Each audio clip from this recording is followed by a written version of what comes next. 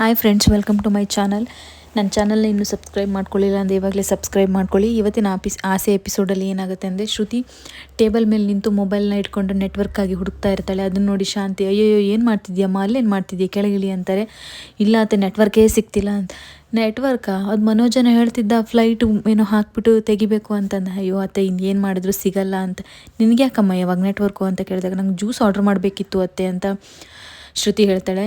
ಅಯ್ಯೋ ಜ್ಯೂಸಾ, ಮೀನಿಂಗೆ ಹೇಳಿದ್ರೆ ಮಾಡಿಕೊಡಲ್ವಾ ಅಂತ ಹೇಳ್ತಾಳೆ. ಬೇಡ ಪಾಪ, ಅವರು ತುಂಬ ಮನೆ ಕೆಲಸ ಮಾಡಿ ಸುಸ್ತಾಗಿರ್ತಾರೆ, ಅವ್ರ ಹತ್ರ ಯಾಕೆ ಹೇಳೋದು ಅಂದಾಗ, ಅಯ್ಯೋ ಅವಳಿಗೇನು ಕೆಲಸ ಅಮ್ಮ, ಹೇಳಿದ್ರೆ ಮಾಡಿಕೊಡ್ತಾಳೆ ಅಂತ ಮೀನಾ ಅಂತ ಕರೀತಾಳೆ.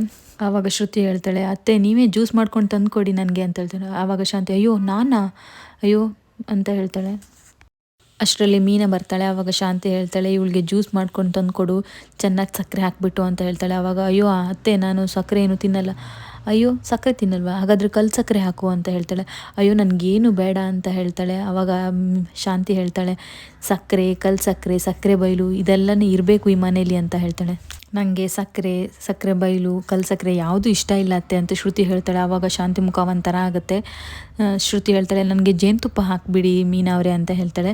ಸರಿ ಅಂತ ಮೀನಾ ಜ್ಯೂಸ್ ಮಾಡ್ಕೊಂಡು ಬರೋಕ್ಕೆ ಹೋಗ್ತಾಳೆ. ಅಷ್ಟರಲ್ಲಿ ಶಾಂತಿ ಯೋಚನೆ ಮಾಡ್ತಾ ಇರ್ತಾಳೆ, ಇವಳು ಪರ ಯಾಕೋ ವಹಿಸ್ತಾ ಇದ್ದಾಳಲ್ಲ, ಇವರಿಬ್ಬರು ಒಂದಾಗ್ಬಿಟ್ರೆ ತುಂಬ ಕಷ್ಟ, ಇವರು ಇದನ್ನು ಕಟ್ ಮಾಡಬೇಕು ರಿಲೇಷನ್ಶಿಪ್ನ ಅಂತ ಮನಸ್ಸಲ್ಲಿ ಯೋಚನೆ ಮಾಡ್ತಿರ್ತಾರೆ.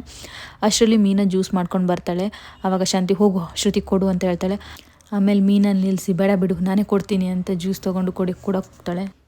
ಶಾಂತಿ ಜ್ಯೂಸ್ ಇಟ್ಕೊಂಡು ರೋಹಿಣಿ ಅಂತ ಕರೀತಾಳೆ. ರೋಹಿಣಿ ರೂಮಿಂದ ಹೊರಗಡೆ ಬಂದು, ಅಯ್ಯೋ ಅತ್ತೆ ಜ್ಯೂಸ್ ತೊಗೊಂಬಂದ್ರ ಅಂತ ಕುಡಿಯೋಕೆ ಹೋಗ್ತಾಳೆ. ಅಯ್ಯೋ ನಿಂಗಲ್ಲಮ್ಮ ಈ ಜ್ಯೂಸು ಅಂತ ಹೇಳ್ತಾಳೆ. ಆವಾಗ ರೋಹಿಣಿ, ಮತ್ತೆ ಯಾರಿಗೆ ಅಂತ ಹೇಳ್ತಾರೆ. ಇದು ಶ್ರುತಿಗಮ್ಮ, ಪಾಪ ಮಗು ಮನೆ ತುಂಬ ಓಡಾಡ್ಕೊಂಡಿರ್ತೀಗ ಸುಸ್ತಾಗಿ ಒಳಗಡೆ ಇದ್ದಾಳೆ ಅಂತ ಹೇಳ್ತಾಳೆ. ನೀನು ಬೇಜಾರು ಮಾಡ್ಕೊಬೇಡಮ್ಮ, ನಿನಗೆ ನಾಳೆ ಅಥವಾ ನಾಡಿದ್ದು ಮಾಡಿಕೊಡ್ತೀನಿ ಜ್ಯೂಸ್ನ, ಇದನ್ನು ಶ್ರುತಿಗೆ ಕೊಟ್ಬಿಡು, ಅದಕ್ಕೆ ಕರೆದಿದ್ದು ಅಂತ ರೋಹಿಣಿಗೆ ಹೇಳ್ತಾಳೆ. ಆವಾಗ ರೋಹಿಣಿಗೆ ಬೇಜಾರಾಗುತ್ತೆ. ಇದನ್ನೆಲ್ಲ ನೋಡಿ ಸೂರ್ಯ ನಗ್ತಾ ಇರ್ತಾನೆ. ನೋಡು ಕಾಲ ಹೇಗೆ ಬದಲಾಗುತ್ತೆ, ಎಲ್ಲರ ಕಾಲನೂ ಎಳೆಯುತ್ತೆ ಕಾಲ ಅಂತನ, ಎಲ್ಲ ಪದವಿ ಪಟ್ಟ ಎಲ್ಲ ಹೋಯ್ತು ಅಂತ ಹೇಳ್ಕೊಂಡು ನಗಾಡ್ತಾ ಇರ್ತಾನೆ. ಸೂರ್ಯ ರೋಹಿಣಿಗೆ ಹೇಳ್ತಾನೆ, ನೋಡಿ ಪೌಡ್ರಮ್ಮ, ನೋಡು ನಿನ್ನ ಹೆಂಗೆ ಮೆರಿತಾ ಇದ್ದೆ, ಆಳು ಕಾಳು ಹಿಡ್ಕೊಂಡು, ನಿನ್ನ ರೇಂಜ್ ಹೆಂಗಿತ್ತು, ಈಗ ಆಳು ಕಾಳು ಅಲ್ಲ ಅವರೇ ಕಾಳಾಗ್ಬಿಟ್ಟಿದ್ಯಾ ಅಂತ ಹೇಳಿ ನಗಾಡ್ಕೊಂಡಿರ್ತಾನೆ. ರೋಹಿಣಿ ಜ್ಯೂಸ್ ತೊಗೊಂಡು ಶ್ರುತಿಗೆ ರೂಮ್ಗೆ ಬರ್ತಾಳೆ. ಆವಾಗ ಶ್ರುತಿ ಹೇಳ್ತಾಳೆ, ಕೈಗೆ ಜೆಲ್ ಹಚ್ಕೊಂಡಿದ್ದೀನಿ, ಒಣಗಿಲ್ಲ, ನೀನೇ ಸ್ವಲ್ಪ ಕುಡಿಸ್ತೀಯ ಅಂತ. ಆವಾಗ ರೋಹಿಣಿಗೆ ಶಾಕ್ ಆಗುತ್ತೆ. ಪ್ಲೀಸ್ ಅಂತ ಶ್ರುತಿ ರಿಕ್ವೆಸ್ಟ್ ಮಾಡ್ಕೊಳ್ತಾಳೆ. ಸರಿ ಅಂತ ಕುಡಿಸ್ತಾಳೆ. ಆಮೇಲೆ ರೋಹಿಣಿ ಹೊರಗಡೆ ಹೋಗೋಕ್ಕೆ ರೆಡಿ ಆದಾಗ, ಸ್ವಲ್ಪ ಮುಖನೂ ಒರೆಸ್ಬಿಡ್ತೀರಾ, ತುಟಿನೂ ಒರೆಸ್ಬಿಡ್ತೀರಾ ಅಂತ ಕೇಳ್ತಾಳೆ. ಸೀರೆಯಿಂದ ತುಟಿನ ಒರೆಸೋಕೆ ಹೋದಾಗ, ಅದರಿಂದ ಬೇಡ, ಟಿಶ್ಯೂ ಇದೆ ಅದರಿಂದ ಒರೆಸಿ ಅಂತ ಶ್ರುತಿ ಹೇಳ್ತಾಳೆ.